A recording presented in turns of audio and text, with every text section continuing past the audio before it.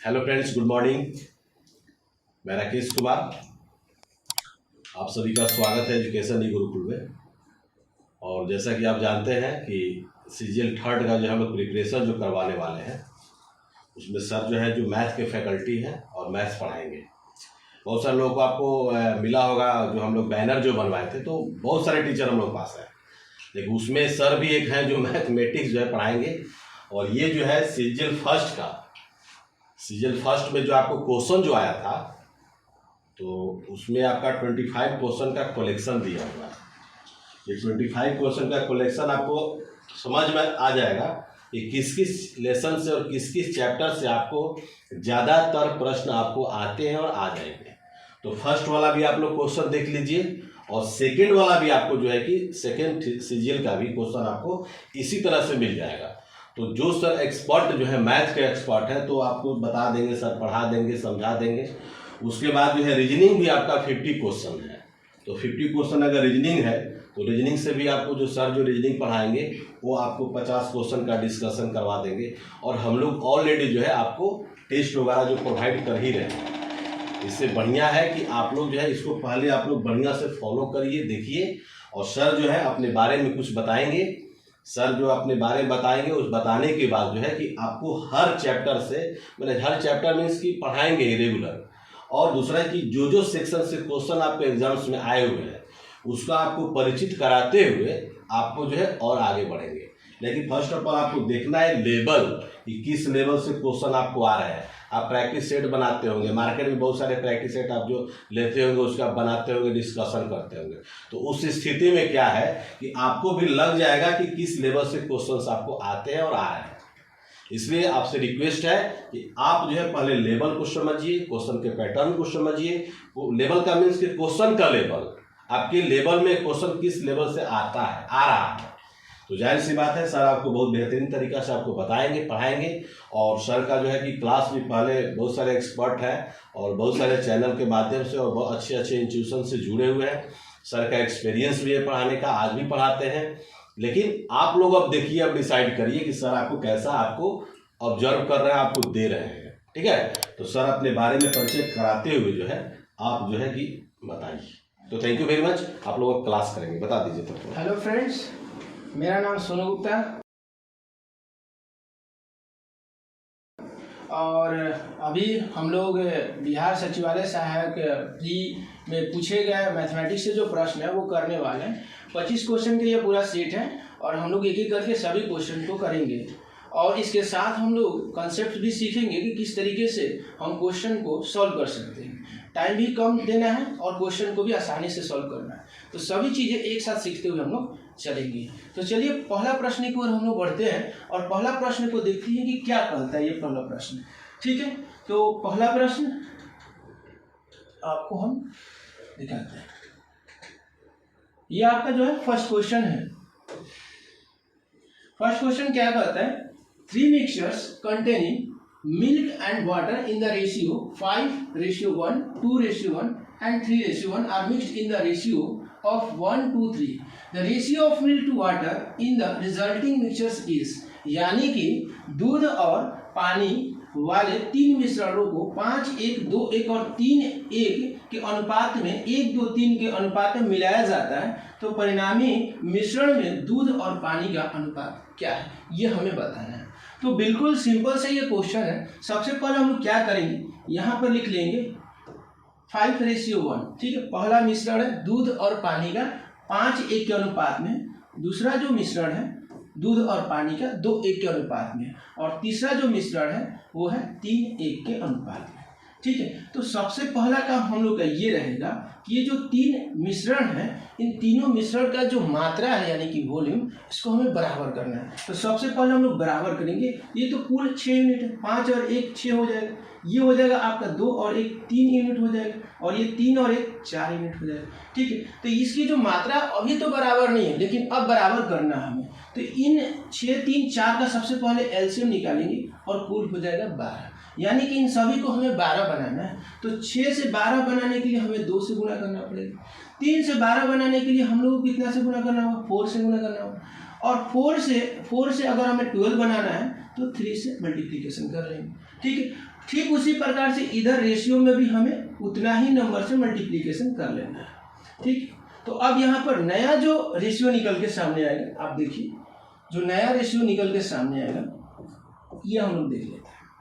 ठीक है, तो नया रेशियो निकल के सामने आता है 5 2 जार 10, 5 2 जार 10, 2 1 जार 2, तो हो गया 10:2। ठीक है, सेकंड का हो गया 4 2 जार 8, तो 8 रेशियो कितना हो गया 4, और 3 3 जार 9:3। ठीक है, ये आपका आ गया, जिसकी जो मात्रा है यानी कि वॉल्यूम है ये आपका बराबर हो गया।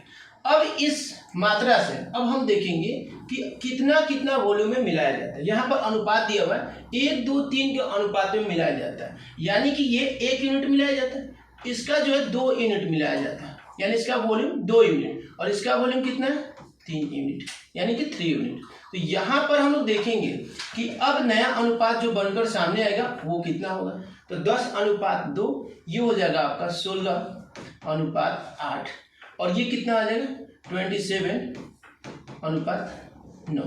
ठीक है, अब यहाँ पर हम लोग क्या करेंगे, सभी को जोड़ लेंगे। ये आपका हो गया मिल्क का जो है वॉल्यूम मात्रा, और ये क्या हो गया वाटर का मात्रा, यानी कि दूध और पानी का मात्रा आपके सामने है। अब इसको सभी को जोड़ लेंगे तो ये कितना हो जाएगा कुल 53 यानी कि 53, और इसको जोड़ेंगे तो कुल कितना हो जाएगा 19, यानी कि 53:19। तो यहाँ पर हम देख रहे हैं कि 53:19 जो है वो है रिजल्टिंग मिक्सचर का अनुपात, यानी कि दूध और पानी का अनुपात जो है रिजल्टिंग मिक्सचर में, फाइनल मिक्सचर में 53:19 आ रहा है। ऑप्शन में हम ढूंढेंगे कि क्या 53:19 कहीं दिख रहा है, तो कहीं भी ऑप्शन में अवेलेबल नहीं है। तो यहाँ पर हम लोग देखेंगे ऑप्शन नंबर डी एक ऑप्शन है, नन ऑफ दिस, इसी को हम लोग सही करके आ रहे हैं। ठीक है, तो ये आपका क्या हो जाएगा सही आंसर हो जाएगा। ठीक है, तो इसी प्रकार से सभी क्वेश्चन को हम लोग करेंगे। तो चलिए सेकंड क्वेश्चन की ओर बढ़ते हैं हम लोग।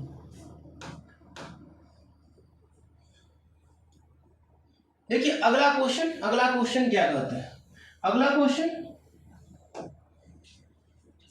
a man lent ₹400 and 600 for 3 years at the same rate at simple interest and received only ₹90 as interest. What was the rate percent per annum? एक व्यक्ति ने साधारण ब्याज पर समान दर पर ₹400 और ₹600 3 साल के लिए उधार दिए और ब्याज के रूप में केवल ₹90 प्राप्त किए। प्रति वर्ष दर प्रतिशत क्या था, ये हमें बताना है। देखिए बिल्कुल सिंपल सा प्रश्न है, ₹400 प्लस ₹600, ये जो है उधार दिया गया है, ₹400 और ₹600 उधार देने की वजह से कुल ₹90 इंटरेस्ट के तौर पे प्राप्त होता है। हमें आर की वैल्यू बतानी है, यानी कि रेट बताना है। हमें किस तरीके से बता सकते हैं, तो 400 और 600 का अनुपात पहले निकाल लेते हैं, ये हो जाएगा 2, ये हो जाएगा 3, यानी कि यहाँ पर जो उधार दिया गया था अमाउंट उसका अनुपात 2:3 का है, तो उसी अनुपात में सिंपल इंटरेस्ट भी होगा। जिस अनुपात में उधार दिया गया उसी अनुपात में सिंपल इंटरेस्ट भी होगा। ये बात क्लियर कर लेना है बच्चों, तो ये बात क्लियर कर लेते हैं। यहाँ से तो 2 3 यानी ये 2 हो गया, ये 3 हो गया, तो कुल 90 है। 90 को 5 से भाग करेंगे, कितना आ जाएगा 18। तो 18 1 यूनिट का मान हुआ, तो 2 यूनिट का मान कितना आ जाएगा, तो 2 यूनिट का मान आ जाएगा 32। 3 यूनिट का मान कितना आ जाएगा, तो 3 यूनिट का मान आ जाएगा 54। ठीक है, 2 यूनिट का मान कितना आएगा, सॉरी 2 यूनिट का मान आ जाएगा 36। 18 दूना 36, 18 2 36, और ये हो जाएगा 18 3 54। ठीक है, ओके। तो ये 36 जो है 36 रुपीज है 400 का, यानी 400 यानी 400 का सिंपल इंटरेस्ट 36 हो रहा है, और टाइम दे रखा है हम लोगों को 3 इयर्स, यानी कुल जो समय दे रखा है वो 3 साल का दे रखा है। तो 1 साल में इंटरेस्ट कितना होगा, 3 साल में 36, तो 1 साल में 3 से भाग लगाएंगे, कितना हो जाएगा 12 रुपए। तो 12 रुपए 1 साल में इंटरेस्ट हो गया। 12 रुपए 1 साल में इंटरेस्ट हो गया, तो 12/400 और मल्टीप्लीकेशन कर देंगे 100 से, तो रेट निकल जाएगा, और रेट आ जाएगा आपका 3%। रेट कितना आ जाएगा आपका 3%। इस प्रकार से हम क्वेश्चन को कर सकते हैं 3%, यानी ऑप्शन नंबर कौन सा, ऑप्शन नंबर सी करेक्ट हो जाएगा। ठीक है, तो इस तरीके से क्वेश्चन को हम लोगों को आसानी से सॉल्व कर लेना है। ठीक है, चलिए अगले क्वेश्चन की ओर बढ़ते हैं, और इसी तरीके से क्वेश्चन को हम लोग सॉल्व करेंगे।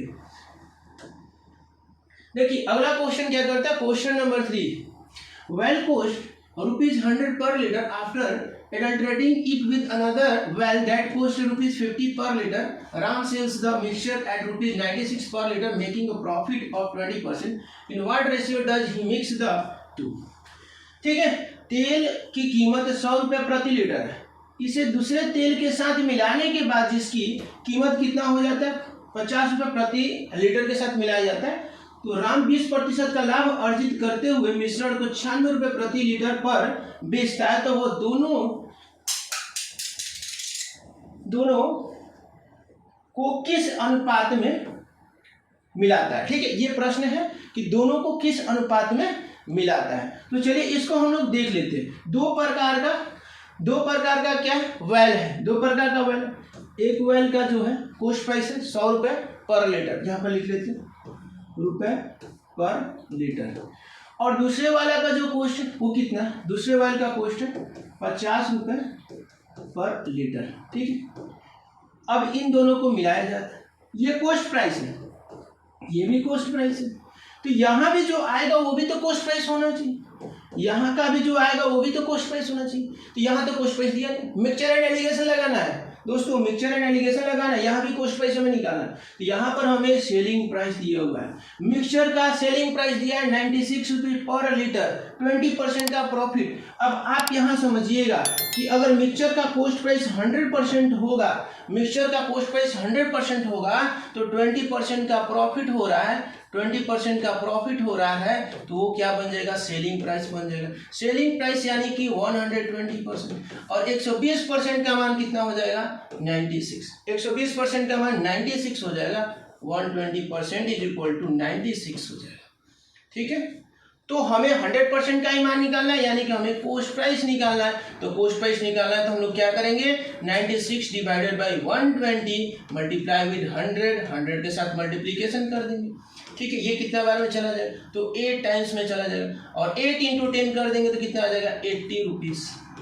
तो ये जो 80 रुपीज़ आ जाएगा, ये क्या आ जाएगा, 80 रुपीज़ आ जाएगा cost price, 80 rupees cost price आ जाएगा। तो यहाँ पर स्टार्टिंग में दिया था कि एक वेल का कॉस्ट प्राइस है 100 रुपीज़ पर लीटर, दूसरे टाइप की वेल का कॉस्ट प्राइस है 50 रुपीज़ पर लीटर, और दोनों को मिलाकर जो कॉस्ट प्राइस बना वो 80 रुपीज़ पर लीटर हुआ।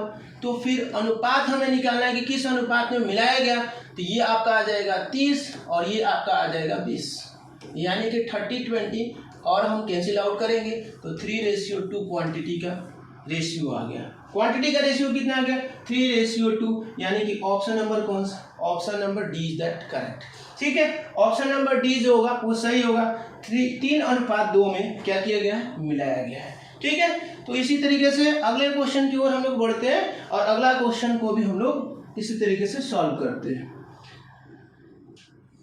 चलिए अगला प्रश्न, क्वेश्चन नंबर 4। क्वेश्चन नंबर 4 यहाँ पर आप देख सकते हैं डेटा दिया हुआ है। ठीक है, यहाँ पर डेटा दिया हुआ है, डेटा से हम लोग क्या समझेंगे, डायरेक्ट क्वेश्चन देखिए। The average marks awarded to the students, students का एवरेज मार्क्स निकालना। एवरेज मार्क्स का मतलब हम लोग समझते हैं क्या होता है, एवरेज मार्क्स का मतलब हमें मीन निकालना है, सीधा सीधा डेटा दिया हुआ हमें मीन निकालना है। यहाँ पर देखिए marks obtained out of 50 by 100 student, कुल 100 स्टूडेंट्स हैं, और 50 टोटल, मतलब टोटल मार्क्स 50 है, जिसमें से जो भी मार्क्स ऑब्टेन किए गए स्टूडेंट्स के द्वारा यहाँ दिखाया गया है।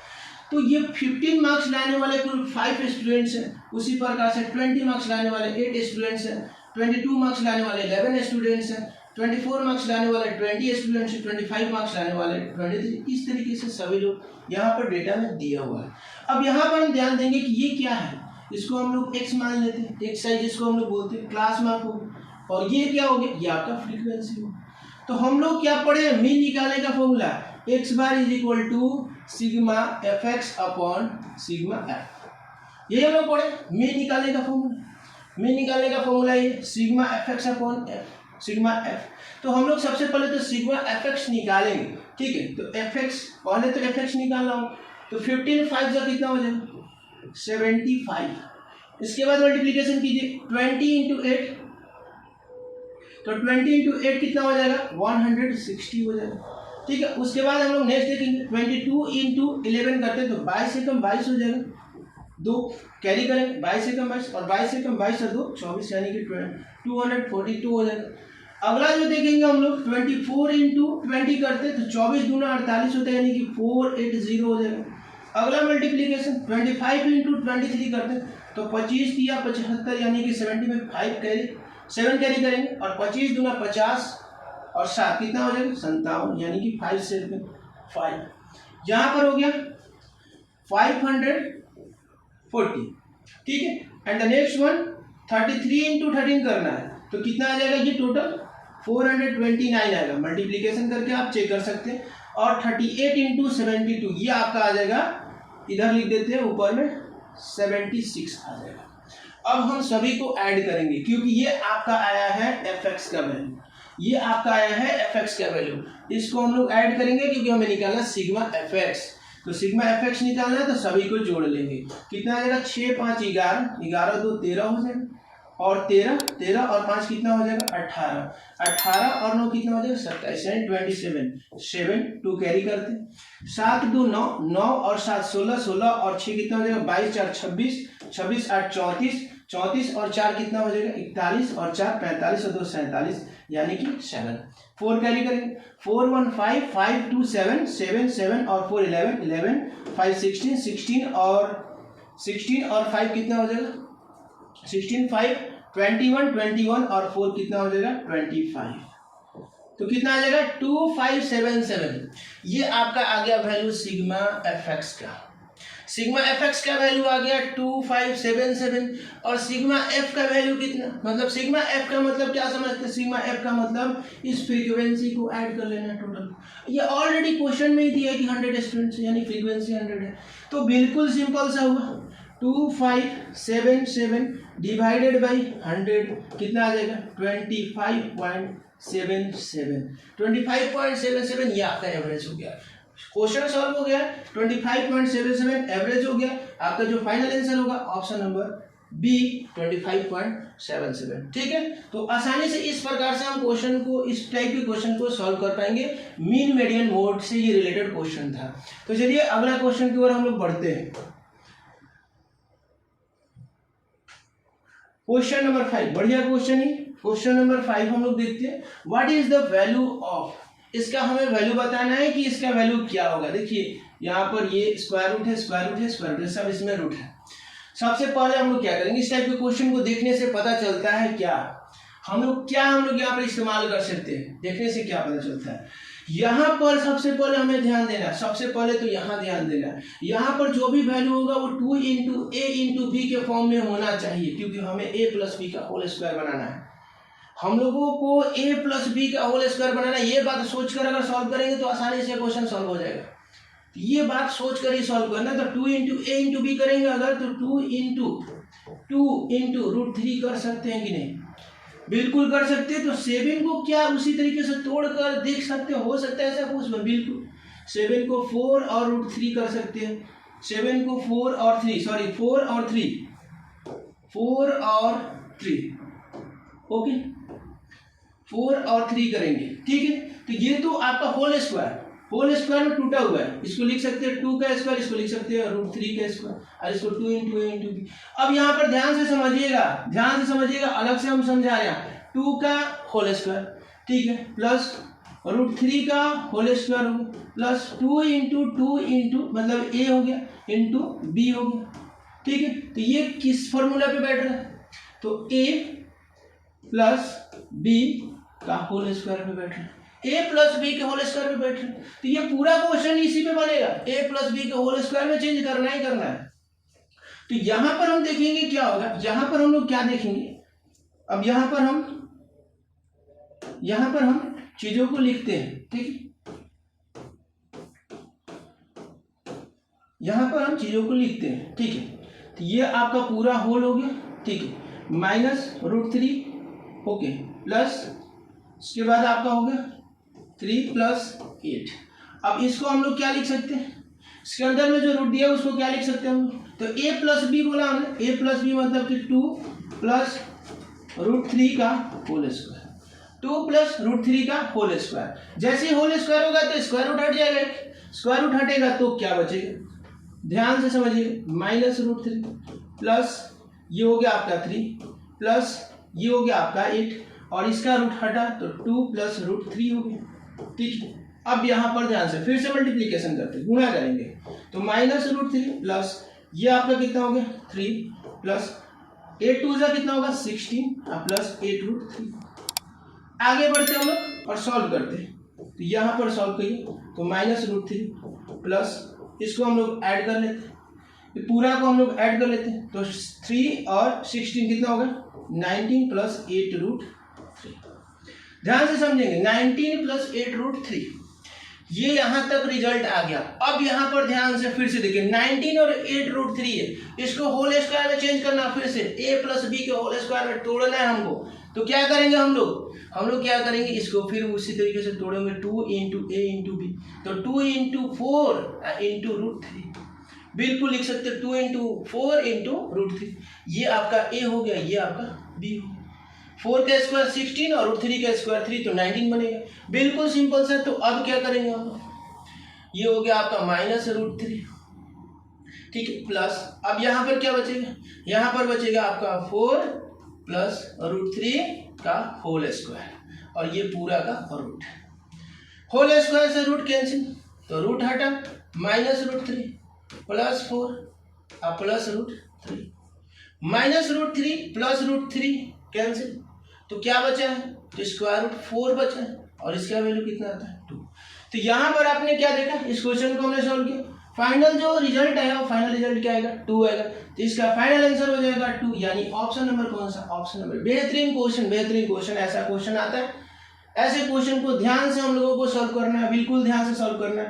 ए प्लस बी के होल स्क्वायर के फॉर्मूला पर सॉल्व करना है, ए प्लस बी के होल स्क्वायर में चेंज करके और सॉल्व कर देना है इस टाइप के क्वेश्चंस को। ठीक, चलिए अगले क्वेश्चन की ओर हम लोग बढ़ते हैं।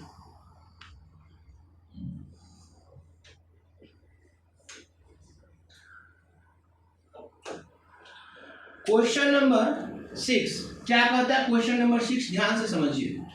द प्रोडक्ट ऑफ 3 इंटीजर्स, ये देखिए 1 एल हो गई ना, ठीक है, टाइपिंग मिस्टेक है, एल एम एन है, is -175, which of the following must be negative, यानी इसमें से निगेटिव कौन सा होगा, यानी फॉलोइंग मतलब यहाँ पर जो गिवन में ऑप्शन दिया हुआ है कौन सा सेटिस्फाई करता है क्वेश्चन को, कौन सा ऑप्शन सेटिस्फाई करता है, इस चीज को हमको देखना है। यहाँ जहां भी 1 दिया हुआ है यहाँ एल मान लेंगे हम लोग, जहां भी 1 दिख रहा है आपको वहां हम लोग एल मान लेंगे, ठीक है, एल है वहां।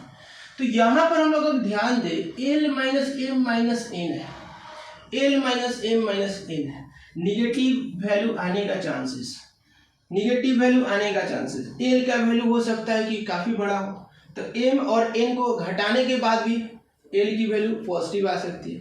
मतलब ये 100% क्लियर, 100% श्योर नहीं है कि निगेटिव वैल्यू आए, फर्स्ट ऑप्शन तो बिल्कुल ही नहीं होगा, सेकंड ऑप्शन में कुछ उसी प्रकार से, तो पूरा प्लस है, ये पॉसिबल ही नहीं, थर्ड ऑप्शन में भी प्लस है, नीचे में भी एन है, ठीक है, तो ये भी पॉसिबिलिटी नहीं। जो लास्ट का ऑप्शन है यानी कि एल अपॉन एन, ये पॉसिबल है, ये पॉसिबल है इस प्रकार से कि अगर एल माइनस है, एम हो गया अपॉन एन, या फिर आप एल एम लिख दीजिए माइनस एन लिख दीजिए, तो इस तरीके से ये पॉसिबल है कि निगेटिव कोई ना कोई एक निगेटिव होगा और निगेटिव वैल्यू होने की वजह से क्या होगा, इसकी वैल्यू निगेटिव आएगी, यानी कि -175 आएगा, ठीक है। तो इस तरीके से हम इस क्वेश्चन को सॉल्व कर सकते हैं। एज पॉसिबल है जी मल्टीप्लीकेशन, तो कभी भी मल्टीप्लाई, कोई निगेटिव वैल्यू से मल्टीप्लाई होगा तो माइनस आएगा, या कोई भी निगेटिव वैल्यू से डिवाइड होगा तो माइनस आएगा, ठीक है। तो यहाँ पर माइनस ही बोल रहा है, ठीक है,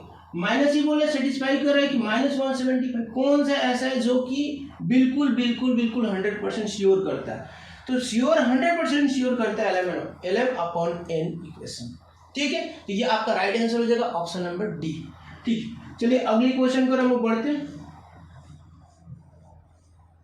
अगला क्वेश्चन नंबर 7, क्वेश्चन नंबर 7 क्या कहता है, pipe A usually fills a tank in 2 hours on account of a leak at the bottom of the tank. It takes pipe A 30 more minutes to fill the tank. How long will the leak take to empty a full tank if pipe A is shut? ठीक है, बिल्कुल simple सा question है, यानी कि pipe A pipe A usually fill करता है आमतौर पे जो है 2 घंटे में टैंक को भर सकता है, ठीक है। लेकिन बॉटम में यानी पेंदी में एक लीक है जिसकी वजह से 30 मिनट अधिक लगता है। लीक के साथ अगर फिल करना होता है उस पाइप को तो 30 मिनट अधिक टाइम लग जाता है।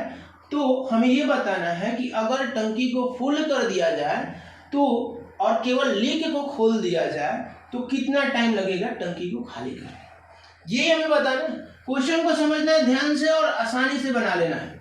तो सबसे पहले हम देखेंगे कि ये हो गया आपका पाइप ए जो कि भरने वाला पाइप है। तो पाइप ए जो है टैंक को कम्प्लीटली भर सकता है 2 घंटे में, यहाँ पर लिख लेते हैं 2 आवर्स में, ठीक है।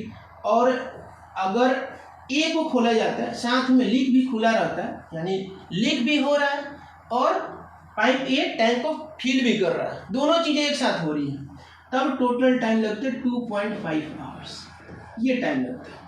तो अब हम लोग क्या करेंगे यहाँ पर टाइम एंड वर्क वाला हम लोग को रूल लगाना और बनाना है।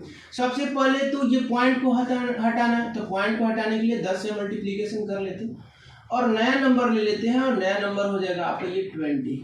कैलकुलेशन आसान हो जाता है इससे, ये हो जाएगा आपका 25। 20 और 25 यानी कि 20 और 25 का एलसीएम कितना होगा, ध्यान से समझिए 100। तो 20 से 100 को डिवाइड करते हैं तो 5 टाइम्स में, मतलब कि इफिशियंसी हो जाएगा किसका, पाइप ए का इफिशियंसी 5 यूनिट और पाइप बी की इफिशियंसी कितनी हो जाएगी 4 यूनिट, ठीक है। अब यहाँ पर देखेंगे क्या ये टैंक की कुल इफिशियंसी कैपेसिटी है 100 यूनिट कैपेसिटी है टैंक की, नहीं, क्योंकि यहाँ हमने मल्टीप्लाई किया था 10 से। तो फिर से यहाँ डिवाइड करेंगे, ओरिजिनल कैपेसिटी निकालेंगे। 10 से डिवाइड किया, 10 यूनिट जो है कैपेसिटी हो गया किसकी, टैंक की। अब ध्यान से समझिएगा A प्लस एल की वैल्यू है 4। A प्लस एल यानी पाइप ए और लीक दोनों को मिलाकर इफिशियंसी 4 है और केवल पाइप ए की इफिशियंसी 5 है। तो यहाँ पर लीक की इफिशियंसी कितनी हो जाएगी 1, क्योंकि यहाँ पर ये भरने का काम कर रहा है और ये खाली करने का काम कर रहा है। तो कुल इसका 5 यूनिट अगर ये भर रहा है तो 1 यूनिट खाली कर रहा है, तभी तो बन रहा है 4, ठीक। तो यानी कि लीक यानी 1 यूनिट 1 घंटे में खाली कर रहा है, तो 10 यूनिट टोटल है कैपेसिटी टैंक की, क्योंकि भरी हुई टैंक है उसको खाली करना है। तो 10 यूनिट यानी कि 10 यूनिट कैपेसिटी है टैंक की, उसको खाली करना है। 1 यूनिट 1 घंटे में खाली होता है, तो 10 यूनिट कितने घंटे में, तो 10 घंटे में, ठीक है। तो कितना आ जाएगा 10 आवर्स हो जाएगा, यानी 10 घंटे में लीक जो है टैंक को कम्प्लीटली खाली कर देगा। तो ऑप्शन नंबर कौन सा हो जाएगा, option number D is that the correct answer, option number D सही हो जाएगा। चलिए नेक्स्ट क्वेश्चन की ओर बढ़ते हैं और इसी तरीके से क्वेश्चन को हम लोग सॉल्व करते चले जाएंगे बेसिक मेथड से, ठीक है। चलिए ये अगला प्रश्न है आपके सामने। If nth term of the 2 series 3 plus 10 plus 17 plus ... 63 plus 65 plus 67 plus ...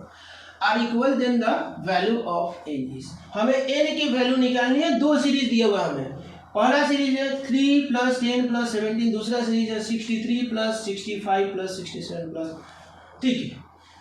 यहाँ पर हम लोगों को एरिथमेटिक प्रोग्रेशन यानी कि एपी का एक फॉर्मूला प्रयोग करना है। एपी का एक फॉर्मूला प्रयोग करना है और एपी का फॉर्मूला कौन सा है, nth टर्म यानी an is equal to a plus n minus 1 into, यही तो फॉर्मूला हमें प्रयोग करना है और इस फॉर्मूला का प्रयोग करके हम आसानी से बना सकते हैं, क्योंकि ये बोल रहा है कि जो nth टर्म है वो इक्वल है, nth टर्म इक्वल है, ये बात समझ लेना, nth टर्म इक्वल है। तो 2 एपी है, तो दोनों का nth टर्म इक्वल है, यानी दोनों आपस में बराबर होंगे nth टर्म के लिए। तो कुछ इस तरीके से लिखेंगे a मतलब फर्स्ट एपी के लिए a का वैल्यू हो गया 3 first term, plus n minus 1 common difference first के लिए कितना है 7, बराबर कितना हो जाएगा first term 63 plus n minus 1 common difference 2, आपस में बराबर करेंगे क्योंकि nth टर्म है कि दोनों की वैल्यू बराबर है। यहाँ से हम लोग सॉल्व करेंगे, इसको डायरेक्टली उठाकर n माइनस 1 इंटू 2 को इस तरफ ले आएंगे, तो ये n माइनस 1 इंटू 7 में से n माइनस 1 इंटू 2 घट जाएगा, तो n माइनस 1 इंटू 5 बचेगा।